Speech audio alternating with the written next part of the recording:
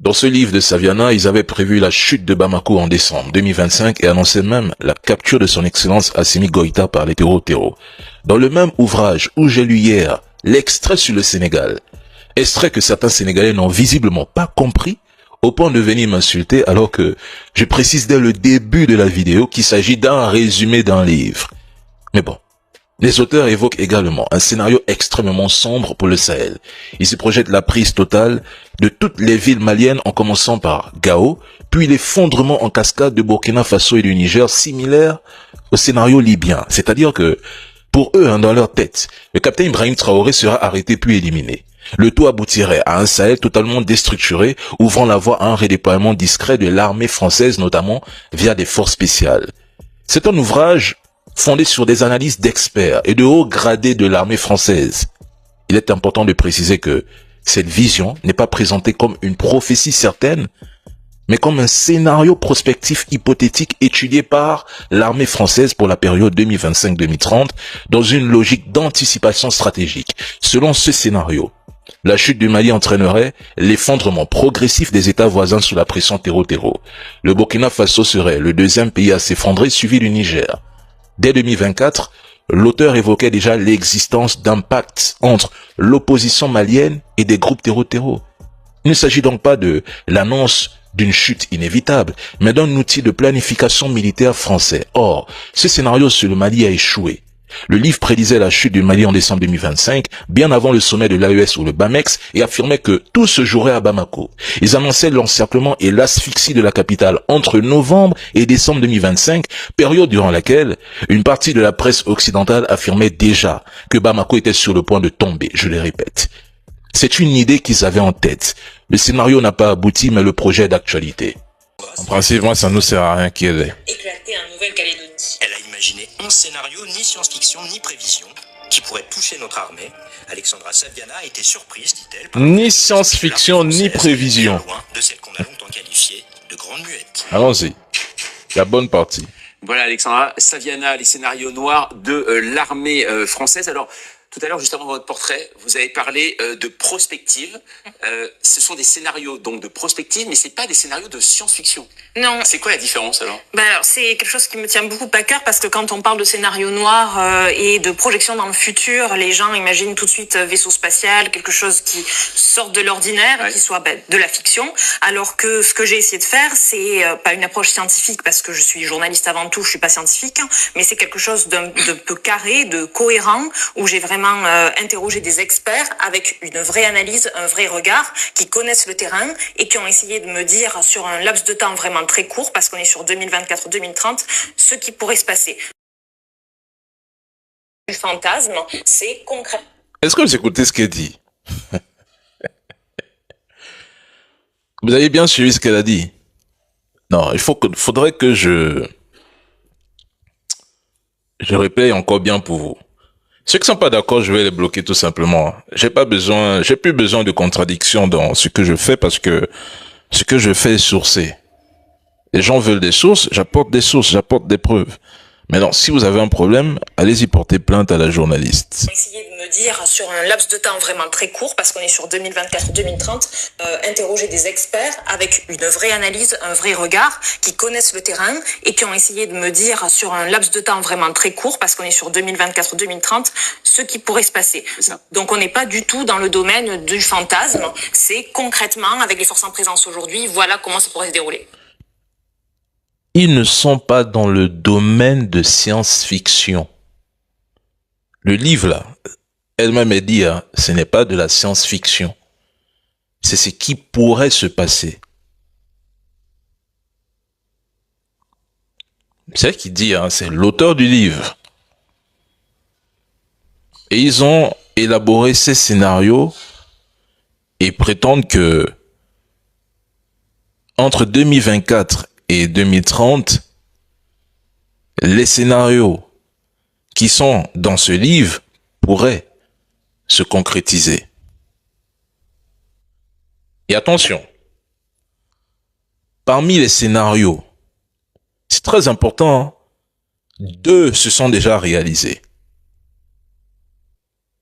C'est pas Dani qui parle, c'est elle, hein, c'est eux-mêmes. J'ai dit bien, parmi les scénarios qu'il y a dans ce livre-là, 2 se sont réalisés comme ils l'ont pensé. Les 2, à savoir Madagascar et la Nouvelle-Calédonie. Net comme ils l'ont écrit dans le livre, c'est comme ça que ça s'est concrétisé. Mais c'est moi que vous venez insulter. Bande de cancres. Vous vous réveillez du cauchemar où vous êtes plongé, mes frères. Je vous le dis la vérité, parce que à force de penser comme vous, l'Afrique va pas avancer. 106 personnes se réunissent du renseignement, vous dites que c'est de la science-fiction.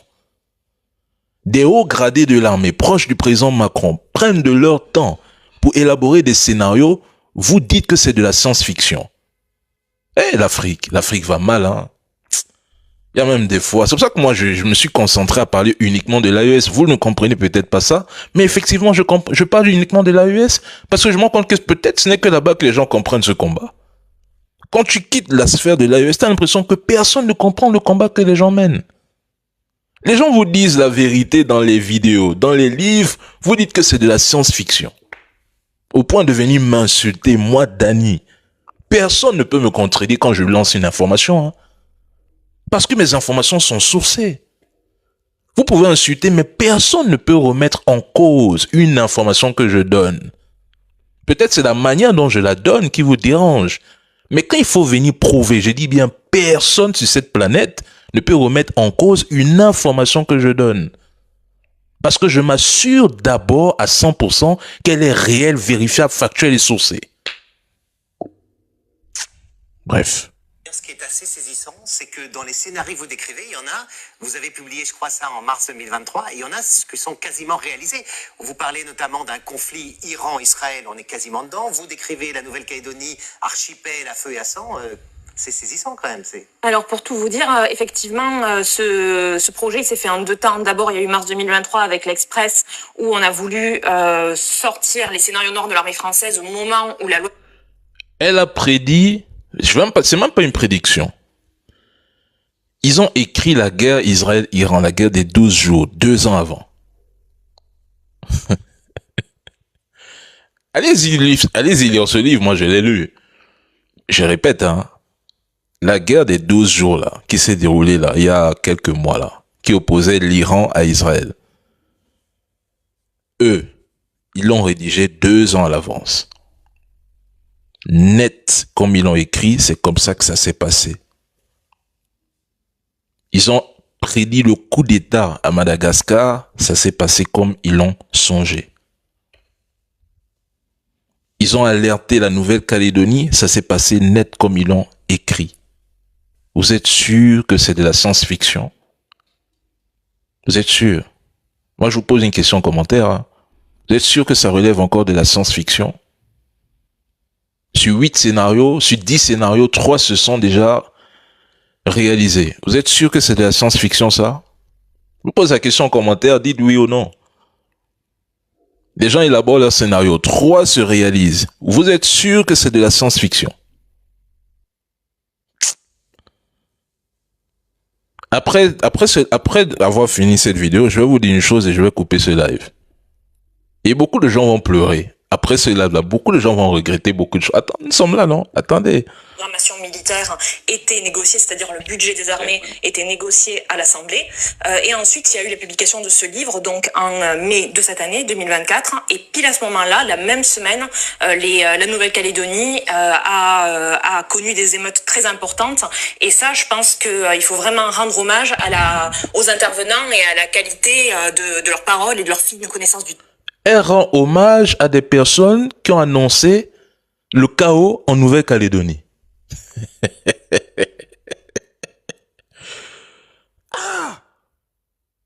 Pour cacher la vérité à un noir, il faut la mettre dans un livre. Au départ, je refusais cette citation, mais après les insultes des Sénégalais que j'ai reçues il y a 2 jours, j'ai dit oui, c'est quand même vrai cette citation.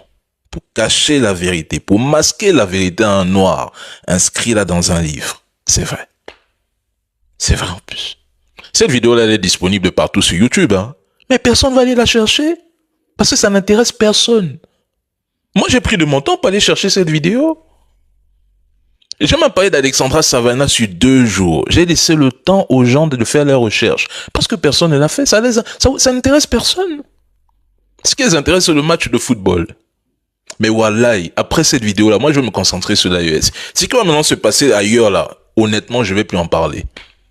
Honnêtement, je vais plus en parler. Je vais seulement observer, regarder, rire. Je vais, moi, me centrer sur le combat de l'AES et un peu d'autres pays comme le Congo, le Soudan, Haïti, la Russie, etc. Mais il y a d'autres pays, là, de la CEDEAO, moi, Dani, je n'ouvrirai plus jamais ma bouche. Je serai plus jamais dedans. Même s'il y a 2000 morts là-bas, Dani là, il ne parlera plus jamais.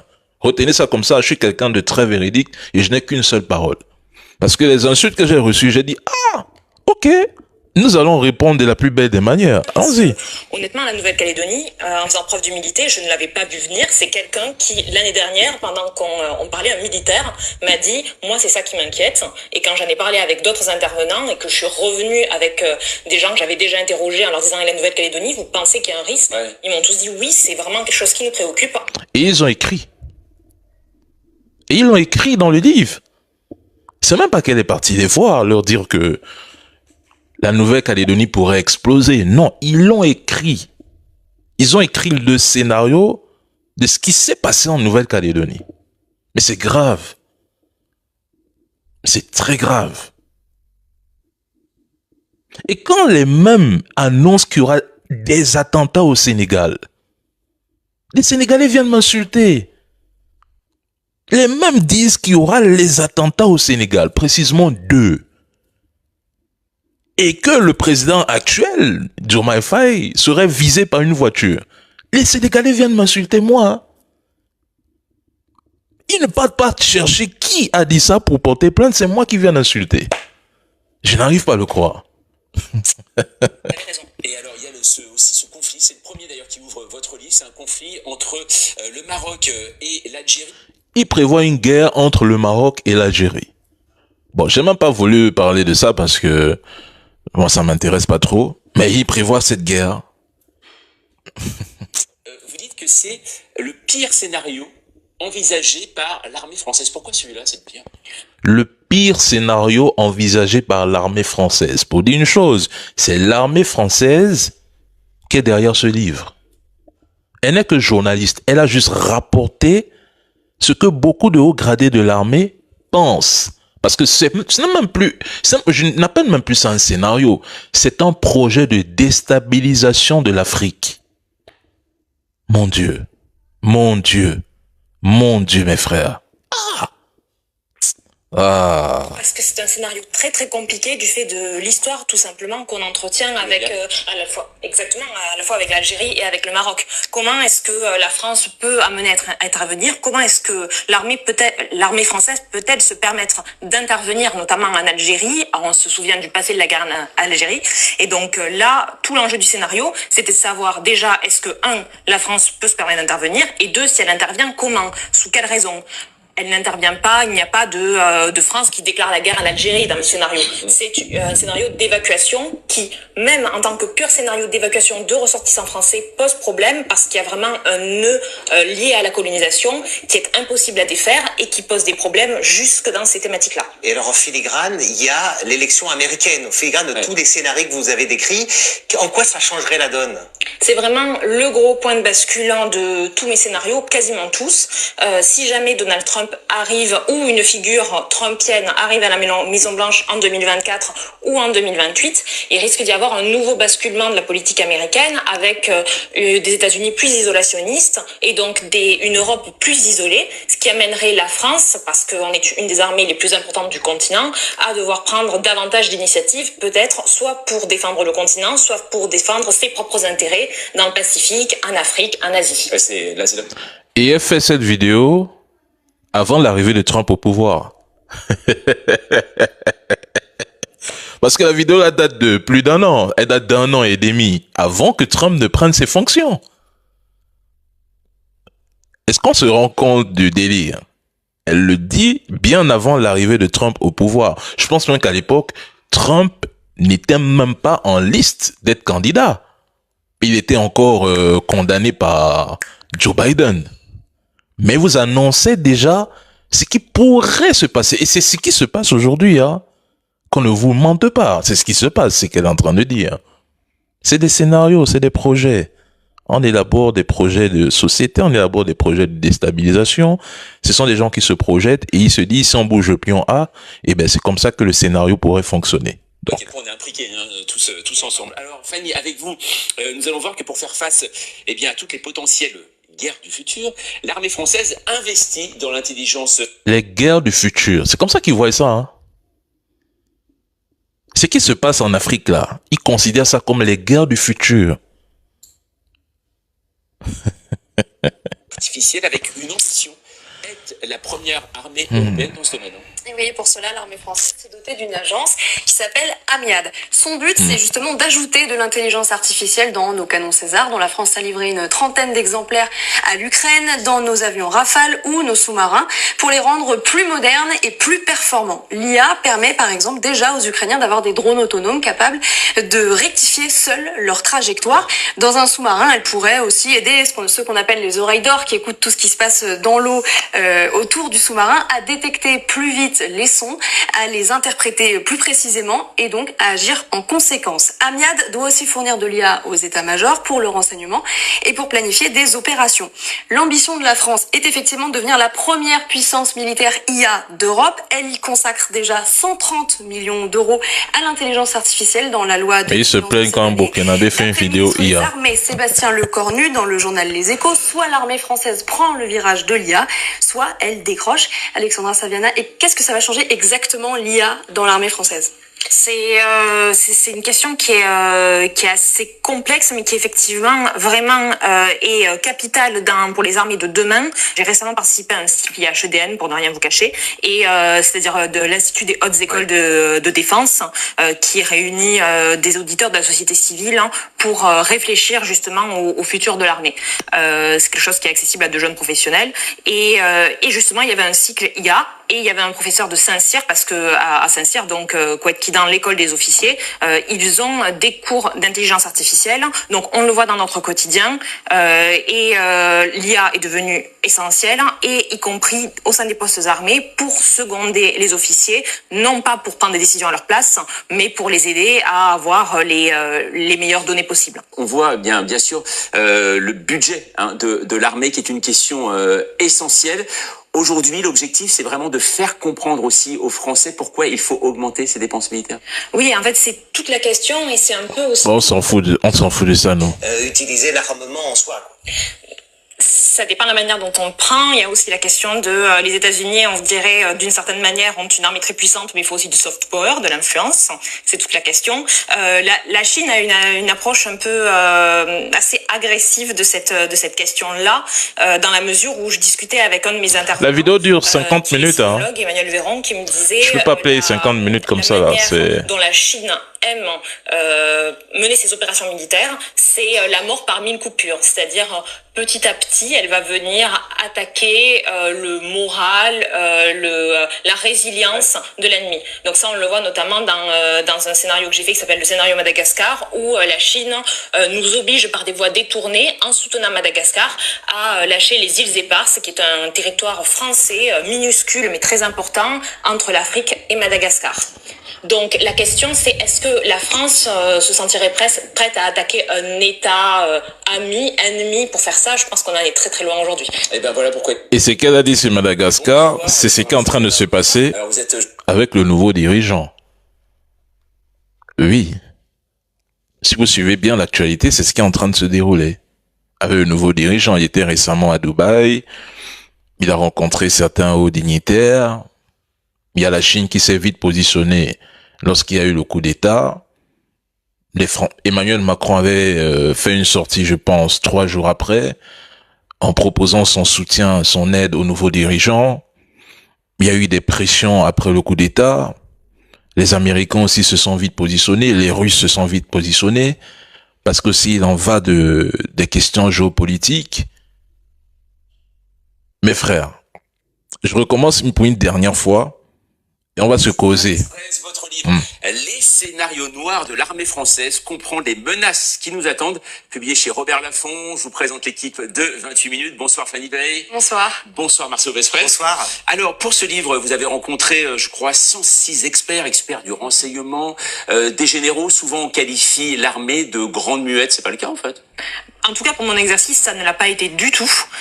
Ils se sont montrés très ouverts et même très proactifs. À chaque fois que j'ai voulu avoir un entretien avec des militaires, même des gradés en exercice, bon, qui ne sont pas cités parce qu'ils ne peuvent pas parler, l'armée s'est ouverte à moi. Je pense qu'il y a un changement de paradigme entre la grande muette qu'on connaissait jusqu'ici, parce que depuis...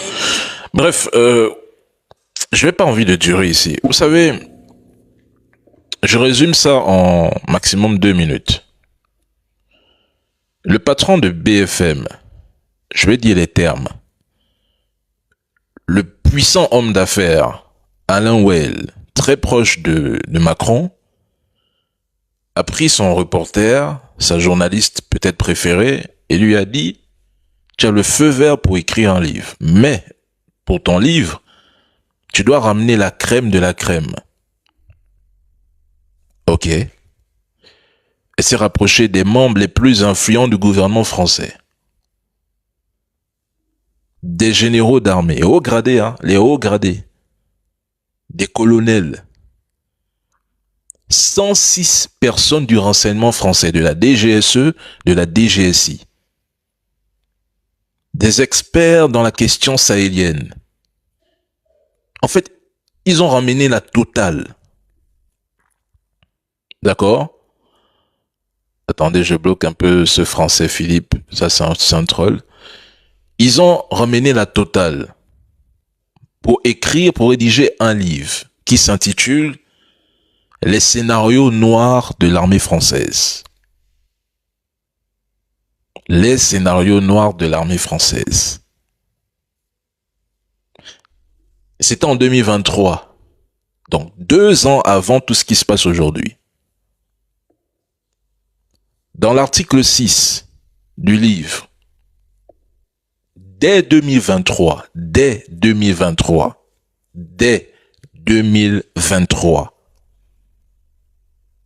ils annonçaient la chute de Bamako pour décembre 2025. Je répète.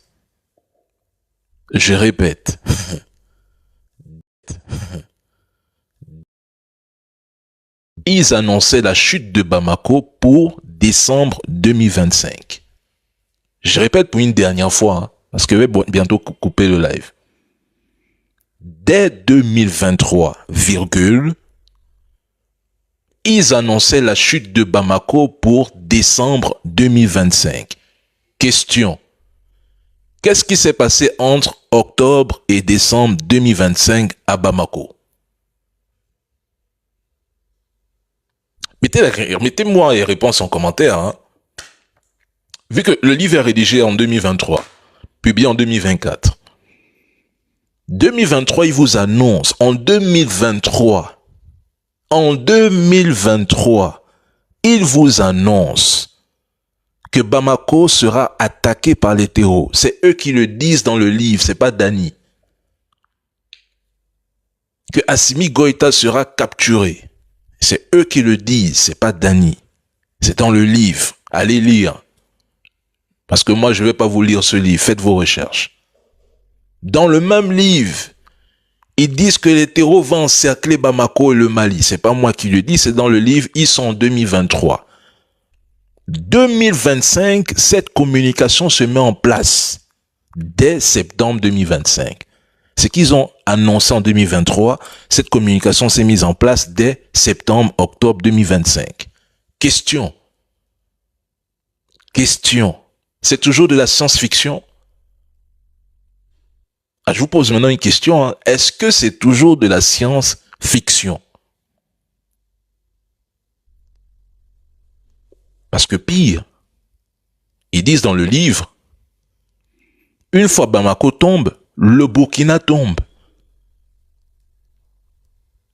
Moi, je vous pose une question. C'est 2023 que ce livre a été rédigé. Est-ce que c'est toujours de la science-fiction?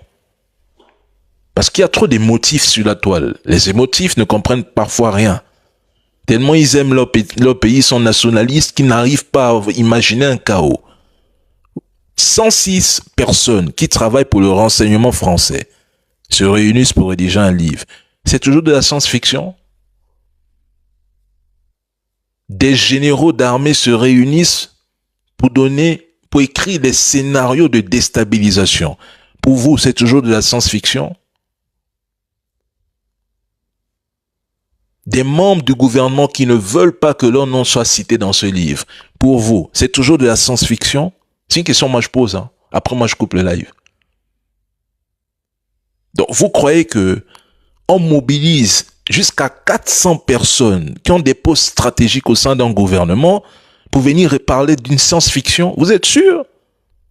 Vous êtes sûr que c'est une science-fiction? La chute de Bamako qu'on annonçait là depuis octobre-novembre à RFI, France 24, France 22, France 2, Jeune Afrique. Cette fameuse chute où le Bamako est asphyxié. 2 ans avant, ils l'ont dit, ils l'ont prédit, ils l'ont écrit, ils l'ont annoncé. Pour vous, c'est toujours une science-fiction? Vous êtes sûr? Si vous me dites oui, moi, à partir d'aujourd'hui, honnêtement, moi, je ne parlerai plus, hein. D'ailleurs, même, concernant le Sénégal, moi, il dit, je ne parle plus du Sénégal. C'était bon. Moi, je suis quelqu'un, j'ai pas 2 voix. C'est une voix. Quand je donne mon information et je constate que les gens sont têtus, je m'éloigne définitivement du pays. Je l'ai fait avec le Gabon. Le Gabon, dès qu'on m'a insulté, j'ai dit, je ne parlerai plus. Aujourd'hui, on est à près d'1 an, je ne parle plus jamais du Gabon. Moi, le Sénégal, je n'en parle plus. Terminé. Si ça se réalise, ils ont leurs influenceurs qui en parleront. Moi, Dani, je n'en parlerai plus. Je me concentre sur d'autres pays qui acceptent encore et encore une conscience collective. Moi, je vous pose une question. Vous croyez que ça, c'est de la science-fiction? Et des livres, hein, il y en a. Hein. Il y en a qui écrivent votre chute. Il y en a qui parlent de la chute de l'Afrique tous les jours. Ça n'intéresse personne. Mais c'est pas ce qu'on a fait à l'Africain, honnêtement. Et celui qui relaie l'information, c'est lui que vous attaquez. Mon Dieu. Comme disait un aîné, Akstafolai. Vous attaquez celui qui relaie l'information. Alors, au lieu d'aller attaquer ceux qui écrivent et pensent des scénarios pour vous déstabiliser. C'est du jamais vu. C'est incroyable. C'est même de la folie. Mais sérieusement, c'est de la folie.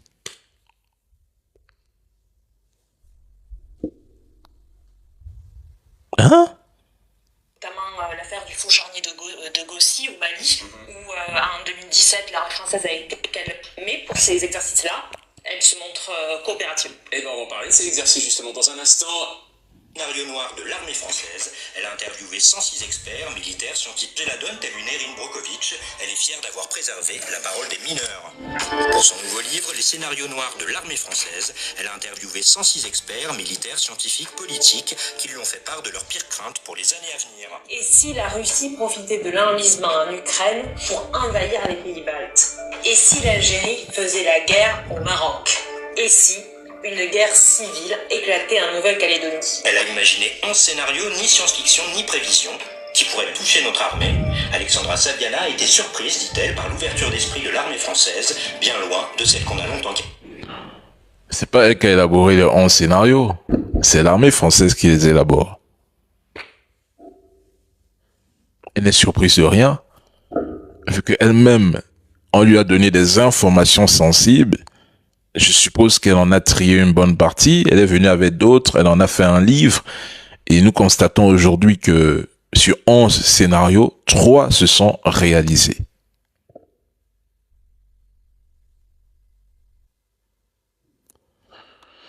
Ahmeda Dani est précisément jusqu'au aucune réponse. J'ai pas vu son message. J'ai pas vu son mail. Est-ce qu'il a écrit au bon mail délivrance? J'ai pas vu. J'ai pas lu. C'est quoi son mail? Comme ça, je vais aller regarder ça tout de suite et je vais voir le message. Bref, chers Africains, je vais publier la vidéo intégrale parce que elle dure 50 minutes. Moi, j'ai pas 50 minutes ici à faire. J'ai pas ce temps. Sa vidéo là, ça dure 50 minutes. Je vais la publier sur Facebook, sur mon compte Facebook. Vous allez aller la regarder, vous en faites ce que vous voulez. Si vous voulez même vous télécharger le livre, ça vous regarde. Si vous voulez pas télécharger, c'est toujours votre problème là-bas. Ce qui est certain, dans ce livre, elle annonce qu'il y aura des attentats au Sénégal. Je sais pas sur quoi ils se sont basés, ces militaires, mais bon, ils disent que ce livre, c'est ce qui pourrait se passer. Donc, dans leur imagination, dans leur projet de vie, entre parenthèses, ils annoncent que 76 personnes de 220 blessés seront, il y aura 76 personnes de 220 blessés au Sénégal. Sur quoi ils se basent? Écoutez, si vous voulez avoir des réponses, appelez Alexandra Saviana ou allez au Quai d'Orsay, parce que c'est eux qui ont écrit, qui ont rédigé ce livre. Moi, Dany, je ne fais que relayer l'information afin d'éclairer la lanterne de plus d'un. Alors, s'il y a des personnes qui sont toujours dubitatifs, je vous exhorte à prendre l'avion, aller au Quai d'Orsay, avec ce livre en main, ou la photo du livre en main, et vous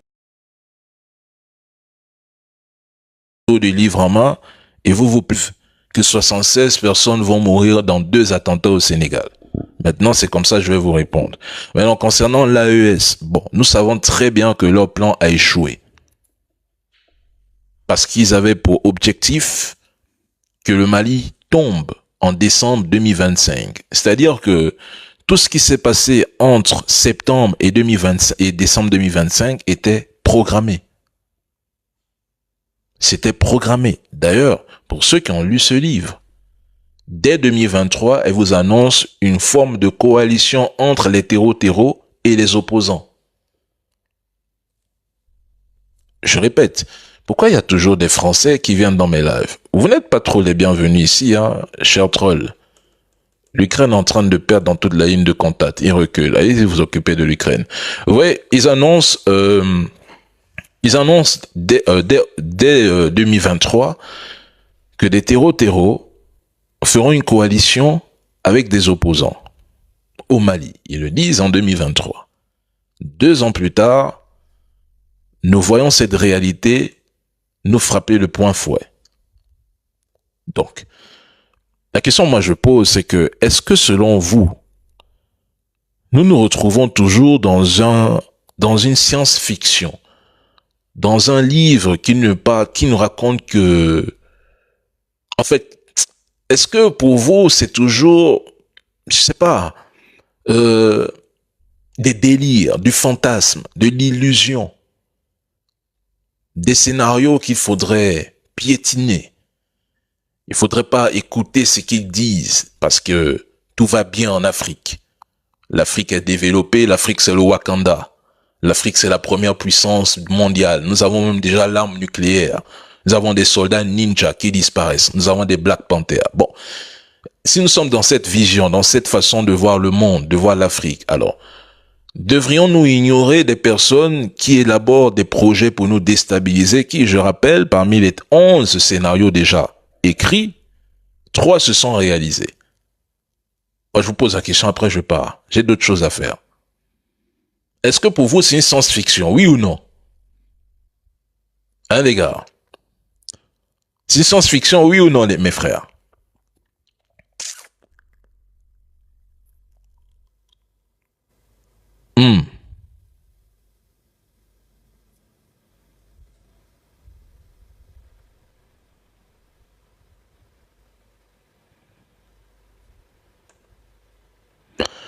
Un Gabonais me dit, arrête d'abrutir nos frères. Mais toi, ton président est en train de t'abrutir, tu ne savais même pas, frère.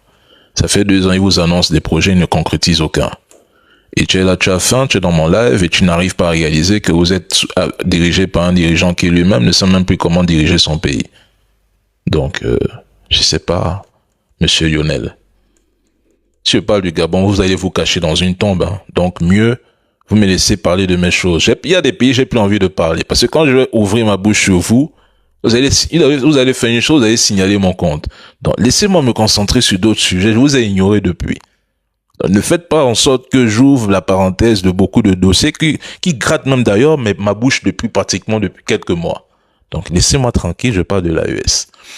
Donc, dites-moi un peu, pour vous, est-ce que c'est une science-fiction?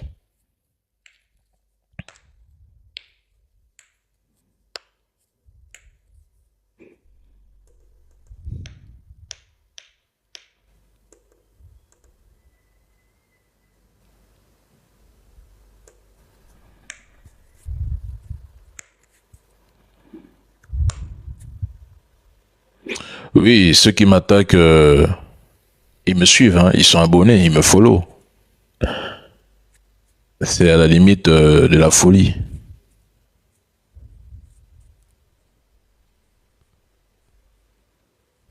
Pour moi, c'est un plan qu'ils essaient de faire passer pour une préparation.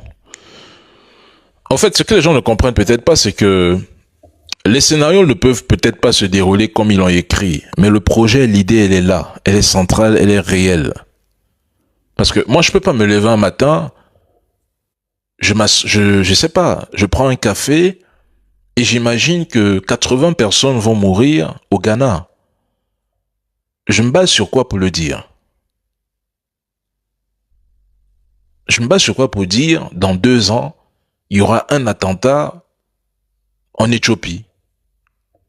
Que cet attentat va occasionner 220 blessés, 76 morts. Je vais me baser sur quoi pour le dire? Sauf si je serai à la base de ce qui va se passer. Il faudrait qu'on se comprenne un peu. C'est pas si on se comprend. Sur quelle base Dany va se lever un matin et annoncer 220 blessés, 76 morts dans un pays? Je me baserai sur rien. Sans logique. Même un humain doté d'une conscience ne peut pas le faire. Si tu le fais, c'est que tu es en train de le programmer. Sois un peu logique.